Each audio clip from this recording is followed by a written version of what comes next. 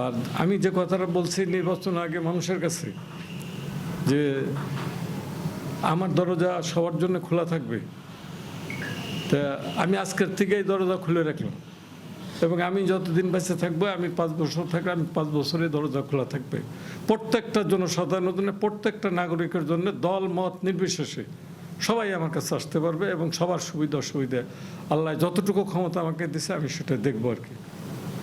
আজকে প্রথম দায়িত্ব পাওয়ার পরে আমি প্রথমে কৃতজ্ঞতা স্বীকার করি মহান রব্বুল আলামিন। আমি কৃতজ্ঞ, যা আমার ভাগ্যে ছিল আল্লাহ পাক আমার এই জায়গায় বসেছে এবং বসেছে আমার মা। আমার মনে হয় যে অনেক দিন পরে হলেও, কেন আমি 71-এ একটা বিজয় দেখছি আর 53 বছর পরে একটা বিজয় দেখলাম। আমার খুব ভালো লাগলো, অনুভূতি ভালো। আল্লাহর কাছে আমি হাজার শুকরিয়া গুজার করি, আলহামদুলিল্লাহ। আর আমি যে কথাটা বলছি নির্বাচন আগে মানুষের কাছে যে আমার দরজা সবার জন্য খোলা থাকবে, তা আমি আজকের থেকেই দরজা খুলে রাখলাম এবং আমি যতদিন বেঁচে থাকবো, আমি 5 বছর থাকলে আমি 5 বছরে দরজা খোলা থাকবে প্রত্যেকটা জনসাধারণের জন্য, প্রত্যেকটা নাগরিকের জন্য, দল মত নির্বিশেষে সবাই আমার কাছে আসতে পারবে এবং সবার সুবিধা অসুবিধা আল্লাহ যতটুকু ক্ষমতা আমাকে দিছে আমি সেটা দেখবো আর কি। আর আমি আজকে প্রথম মিটিং করলাম, কৃতজ্ঞতা স্বীকার করি রাজবাড়ী 1 আসনের মাননীয় এমপি মহোদয় জনাব আলহাজ কাজী কিরামত আলী, কেননা সে আশ্বাস দিছে আমাকে সে সহযোগিতা করবে।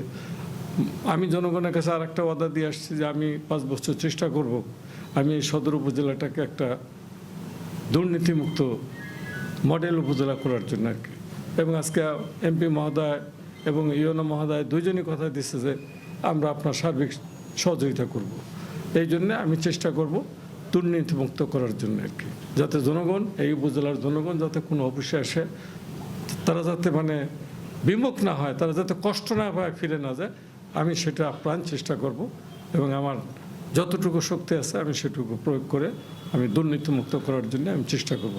আমি যদি এই উপজেলাটা দুর্নীতিমুক্ত করতে পারি তাহলে আমি বুঝবো যে 71-এ যেমন আমি মানে জয়ী হয়েছিলাম, আবার এই 53 বছর পরে এসে আমি যদি যেতে চলে যাই, আমি সেদিনকে আমি ফুলের মালা নিয়ে যেতে পারবো যে হ্যাঁ আমি আবার এই উপজেলাটা তৈরি করে গেলাম, জয়ী হলাম। এটাই আমার আশা এবং এটাই আমি করব। এই আমার উদ্দেশ্য। আমি এই উদ্দেশ্য নিয়েই আমি এইখানে আল্লাহ পাক আমাকে আনছে এবং আমি এই কাজই করবো আর কি। যে কোনো লোক আমার কাছে আসতে পারবে যে কোনো কাজে এবং কারোর মাধ্যমে আসার দরকার নেই। একজনের লোকের তদবির করে তার সাথে করে তারে টাকা দিয়ে তারে নিয়ে আসতে হবে। আমার কাছে আসতে হলে কারো টাকা লাগবে না এবং আমার কাছে কোনো কাজ থাকলে কোনো টাকা লাগবে না। এবং এই উপজেলায় কোনো কাজের জন্য আসলে যে কারো টাকা না লাগে কোনো অফিস আদালতে, আমি সেই ব্যবস্থা করবো ইনশাল্লাহ। এটা আমার দৃঢ় প্রতিজ্ঞ। বাস, কোনো দুর্নীতির প্রশ্রয় আমি দেবো না।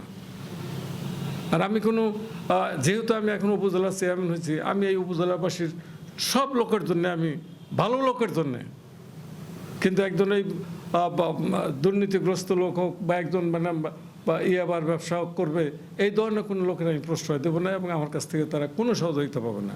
পরিষ্কার কথা, আমি ভালো মানুষের জন্য আছি।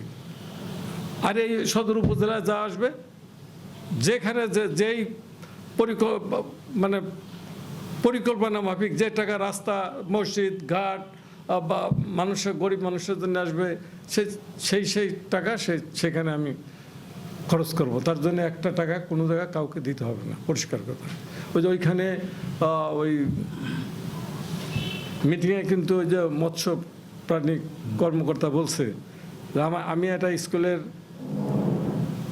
সভাপতি, আমার একটা নিয়োগ হয়ে গেছে যে 1 সপ্তাহ আগে।